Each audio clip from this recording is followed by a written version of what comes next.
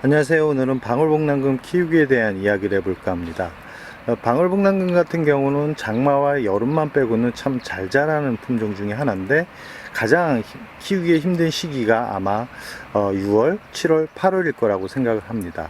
지금 방울복랑금을 전체적으로 이렇게 둘러보시면 이 꽃대가 나오기 시작을 하고 있을 거라고 생각을 합니다. 제가 키우고 있는 방울복랑금 같은 경우는 자구가 생장점에서 너무 많이 나와가지고 나오는 대로 이제 바로 잘라주고 있는데요. 가끔 어떤 분들은 이제 꽃대를 보기 위해서 그대로 두는 분들이 있는데, 봄 같으면 그대로 둬도 상관은 없는데, 지금 장마, 여름 이 두 계절만큼은 꽃대를 빨리 잘라주는 게 좋다라는 말씀을 드리고 싶습니다.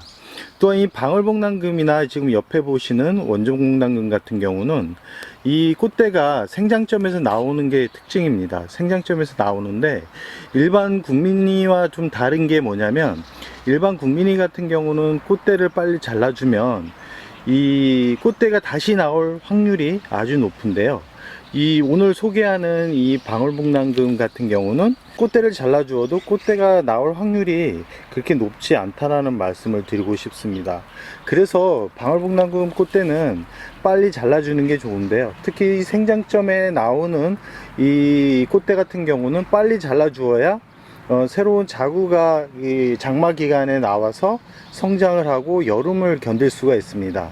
이 중간에 꽃대가 피어서 이 중간에 기온이 아주 높을 때 잘라주면 이 자구가 나오지 못하고 줄기가 그냥 고사될 가능성도 있기 때문에 최대한 빨리 잘라주어서 자구가 빨리 태어나게 유도를 하는 게 좋고요.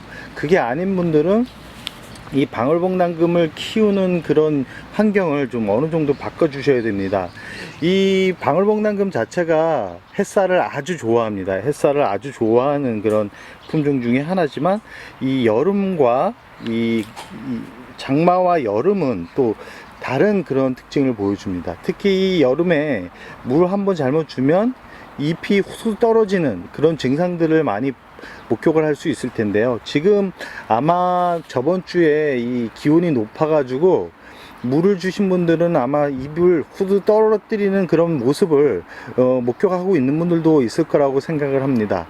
이 대부분 잎이 떨어지는 원인 중 하나가 이 뿌리가 건강하지 못했을 경우가 가장 크고, 두 번째 물을 많이 주었을 때, 세 번째 기온이 높은 곳에서 너무 하루 종일 그 햇빛이 들어오는 곳에 두었을 때, 세 번째는 아마 햇살이 아주 가득 들어오는, 하루 종일 노출되는 그런 환경에서 키우고 있을 가능성이 높고, 마지막으로 이제 올금일 경우, 이 전체적으로 금이 강한 품종들 같은 경우는 여름에 아주 나기가 쉽지는 않습니다. 아무리 녹과 같이 있다 그래도 지금 영상에 보이는 방울복랑금처럼 이 줄기가 지금 보시면 아시겠지만 잎이 다 떨어지고 있습니다. 이 부분이 아마 올금 부분이었는데요.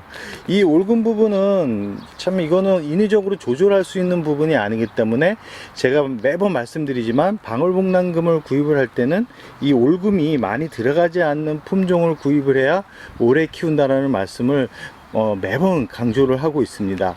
이 방울복랑금은 지금 영상에 보이는 이 두 품종처럼 녹과 금이 적절하게 들어가 있는 이 품종들로 이렇게 구입을 하는 게 좋은데요. 가격적으로 어느 정도 좀 비싸기 때문에 구입하기 약간 꺼려지지만, 멀리 봤을 때는 오히려 이런 두 품종이 오히려 낫다. 오히려 이렇게 금이 들어가 있지만 이렇게 올금으로 들어가 있는 가격이 싼 품종들보다는 약간은 가격이 좀 있지만 올금보다는 녹과 이렇게 적절하게 들어가 있는 그런 품종들이 좋다라는 말씀을 드리고 싶고, 좀 가격이 부담스러운 분들은 지금 이 영상에 보이는 이 무지성 금, 이 무지지만 어느 정도 금이 적절하게 들어가 있어서 나중에 이 상품성이 좀 보이는 이런 무지성 금을 구입을 하는 것도 여름을 편히 날 수 있는 또 방법이기도 합니다. 이 방울복랑금을 키우면서 이 장마, 6월, 7월, 8월 정말 고통스러울 수도 있고, 어떤 방울복랑금 같은 경우는 잘 나는 그런 품종도 있습니다. 제가 방울복랑금을 참 오랫동안 키우고 있지만 이 여름을 잘 나는 그런 방울복랑금을 대체적으로 보면 분갈이를 한 지 얼마 안 된, 또한 이 아직까지 나이를 먹지 않은 그런 방울복랑금 같은 경우는 여름을 어렵지 않게 났습니다. 그러나 작은 자구를 가져다가 키우거나 아니면 나이가 좀 있는 그런 방울복랑금 같은 경우는 대부분 이제 잎이 이 줄기에서 떨어지는 것을 목격할 수 있는데요. 가끔 처음 방울복랑금을 키우시는 분들은 이 부분이 수분이 부족해서 잎이 떨어지는 거라고 오해를 해서 이 물을 또 주시는 분들이 있는데, 절대 물은 장마와 여름만큼은 최대한 아낄 수 있을 만큼 아끼는 게 좋다라는 말씀을 드리고 싶습니다. 이 방울복랑금은 물을 아주 좋아하는 품종입니다. 물을 아주 좋아하는 품종이지만 이 장마, 여름만큼은 좀 피해 갔으면 하는 그런 또 특징을 가지고 있습니다.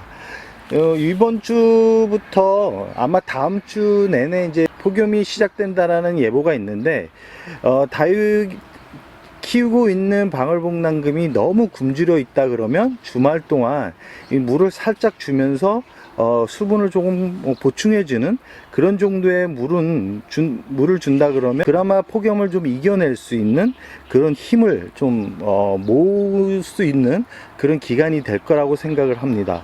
이 방울복랑금은 이 장마철에 이 곰팡이병이 또 자주 옵니다. 자주 와서 후두 떨어지는 경우가 있는데, 이 대부분 장맛비를 맞춰서 잎이 폭삭하는 경우가 또 대부분입니다. 그렇기 때문에 이 장마비는 웬만해서 피해가는 게 좋습니다. 그리고 비가 이렇게 들이치는 경우가 있는데, 잎에 이렇게 들이치는 거는 털어주면 문제가 안 되는데, 이 장맛비가 이 화분 속에 오랫동안 머물러 있으면 결국은 이 고온에 버티지 못해서 이 방울복랑금 같은 경우는 이 줄기만 앙상하게 남는 경우가 허다하다라는 말씀을 드리고 싶고요.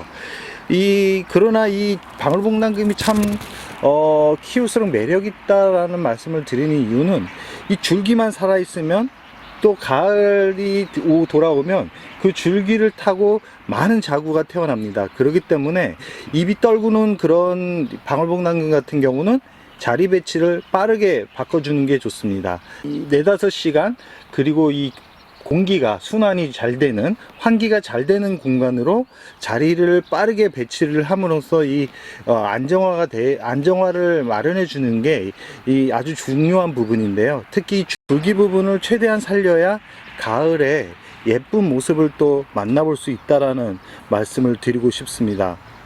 2달 전에 작은 자구를 구입을 해서 키우는 영상을 몇 번 보여드린 적이 있는데요.